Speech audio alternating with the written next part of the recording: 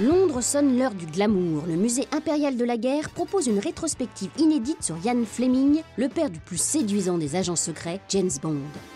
L'exposition, rien que pour vos yeux, nous éclaire sur la vie et l'œuvre du créateur de 007. Il s'était marié tard, il y avait un enfant assez tard aussi. Pour lui qui aimait quand même le mouvement, l'aventure, les femmes, c'était un peu un choc.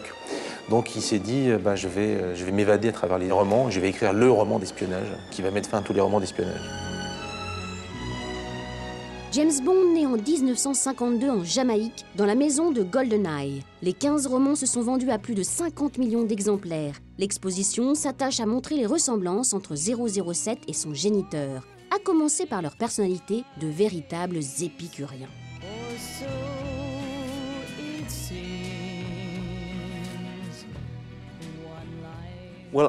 Vous savez, c'étaient deux playboys, deux véritables hommes à femmes, et ils aimaient beaucoup boire. Si vous buviez autant que James Bond boit dans certains de ses romans, vous ne seriez certainement pas aussi performant en matière d'espionnage.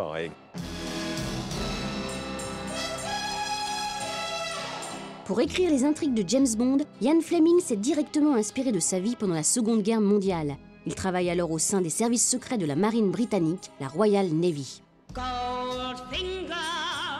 Ian Fleming, en sa qualité d'assistant du directeur de la Naval Intelligence Division, était au courant de tous les secrets et il était fasciné par les gadgets utilisés à l'époque.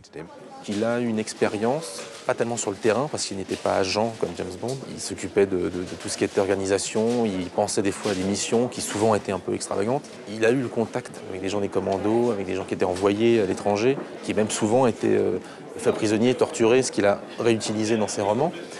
Et donc il a fait un mix à la fois des gens qu'il a connus, à la fois de ce qu'il, lui, peut-être aurait aimé vivre, de ce qu'il aurait voulu être. Bond réalise ce que Fleming n'a pas pu réaliser.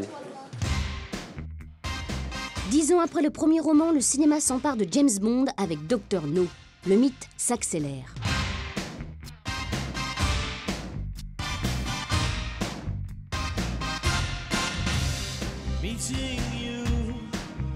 L'exposition regorge de gadgets utilisés dans les films. L'Aston Martin DB5 de Goldfinger, le mini-hélicoptère dans On ne vit que deux fois. Bref, les fondus de Bond seront aveuglés au point de voir Daniel Craig partout.